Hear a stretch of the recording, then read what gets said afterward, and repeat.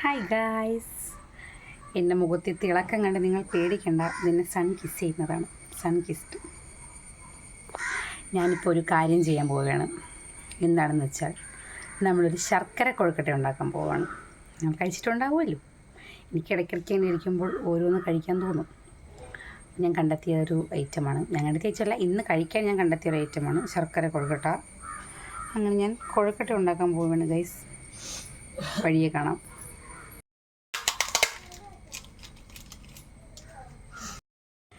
അതിനുവേണ്ടി നമ്മൾ എടുത്തിരിക്കുന്ന 2 ഇൻഗ്രീഡിയൻസ് ആണ്. ഒന്ന് തേങ്ങ, ഒന്ന് ശർക്കര. അങ്ങനെ നമ്മൾ തേങ്ങ ചിരകി അതിൻ്റെ പുറത്തൂടെ തന്നെ കുറച്ച് ശർക്കരയും കൂടെ ചെത്തി ഇട്ടിട്ടുണ്ട്. ഇനി നമ്മളിത് രണ്ടും കൂടെ മിക്സ് ചെയ്യണം. ഓക്കെ, ഇങ്ങനെ നമ്മൾ എല്ലാം നന്നായി മിക്സ് ചെയ്യണം കേട്ടോ. നമുക്ക് മിക്സ് ചെയ്തിട്ട് വരാം. ഞാൻ മിക്സ് ചെയ്തുകൊണ്ടിരിക്കുകയാണ്. എൻ്റെ മിക്സിംഗ് എന്ന് വെച്ചാൽ ഒരു 1.5 മിക്സിങ്ങാണ്. ഞാൻ വളരെ നന്നായി മിക്സ് ചെയ്യും. നമ്മളിപ്പോൾ എന്ത് സാധനം ഉണ്ടാക്കിയാലും നമ്മൾ സമയമെടുത്ത് കൃത്യമായി ചെയ്താലേ അതിൻ്റെ ഒരു ടേസ്റ്റ് കിട്ടുള്ളൂ. നമ്മൾ സമയമെടുത്ത് നന്നായി മിക്സ് ചെയ്യുക. മിക്സ് ചെയ്ത് അതിങ്ങനെ കുഴയണം. ശർക്കര തേങ്ങയിൽ അലിയണം. അതാണ് നമ്മുടെ പരുവം.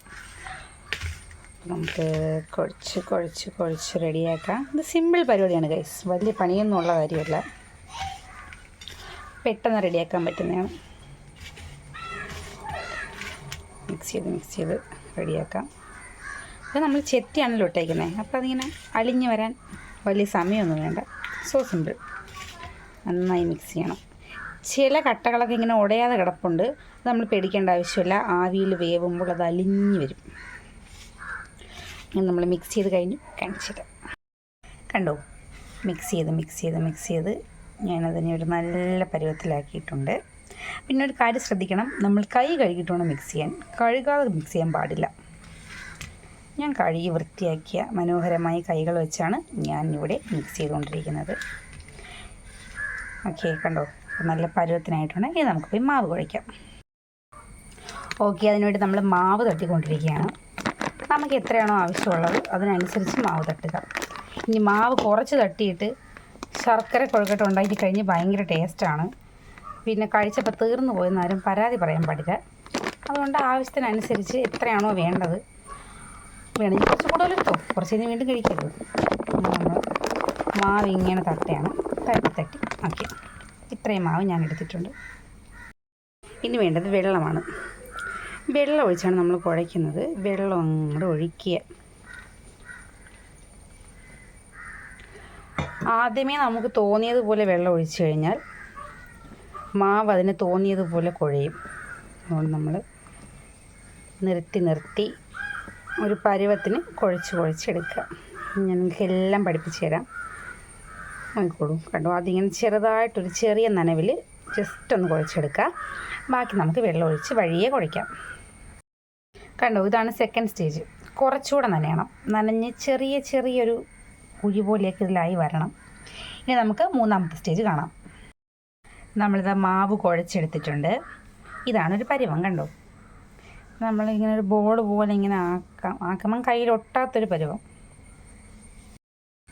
കണ്ടോ, ഇങ്ങനെ തൊടുമ്പോൾ കയ്യിലൊട്ടാത്തൊരു പരുവം. ഇതാണ് നമുക്ക് വേണ്ടത്. മാവ് റെഡി. അതിൻ്റെ തൊട്ടടുത്തതാ ശർക്കരയും തേങ്ങയും റെഡി. ഇനി എന്താണ് വേണ്ടത്? ഇനി വേണ്ടതാണ് കൊഴുക്കട്ട ഉണ്ടാക്കേണ്ട പാത്രവും വെള്ളവും ഗ്യാസും. അപ്പോൾ നമ്മുടെ സാധനങ്ങളൊക്കെ റെഡി ആയിട്ടുണ്ട്. നമുക്കിനി കൊഴുക്കട്ട റെഡിയാക്കാം.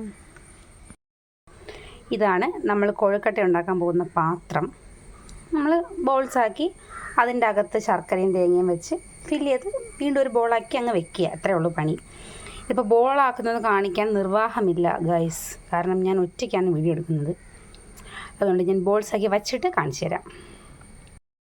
കണ്ടോ, ഇതിൻ്റെ അകത്ത് നമ്മുടെ ഫില്ലിങ് വരണം. ഇനി ഇതിനെ ബോളാക്കി എടുത്താൽ മതി.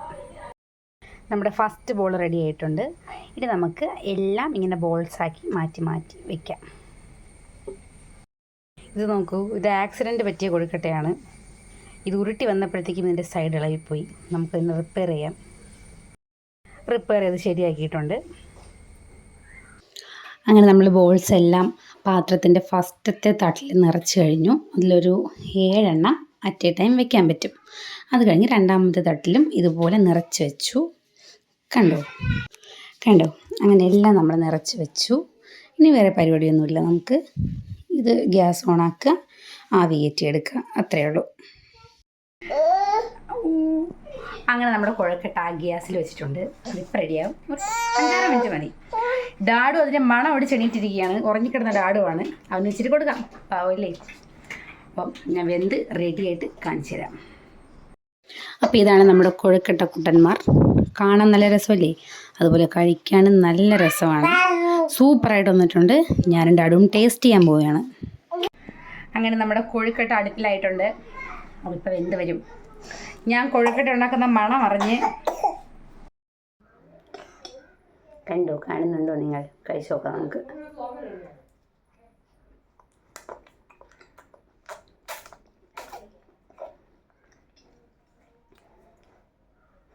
വാവ്,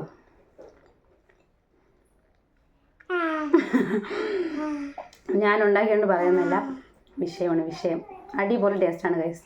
ഡാഡു കൊതി വിടുന്നുണ്ട്. ഡാഡിനൊരു ഇച്ചിരി നാട്ടിൽ വെച്ച് കൊടുക്കാം.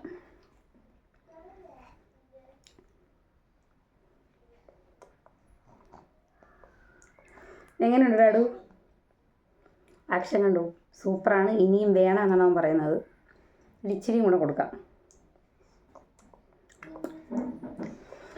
അപ്പോൾ ഗൈസ്, ഇത്രയേ ഉള്ളൂ ഇന്നത്തെ വീഡിയോ. നിങ്ങൾക്ക് ആർക്കെങ്കിലും കൊഴുക്കട്ട കഴിക്കാൻ തോന്നുകയാണെങ്കിൽ നിങ്ങൾ ഉണ്ടാക്കി കഴിച്ചോളൂ. വെരി ടേസ്റ്റിയാണ്. അത് നമുക്ക് വേറൊരു വീഡിയോയുടെ കാണാം. Okay, by.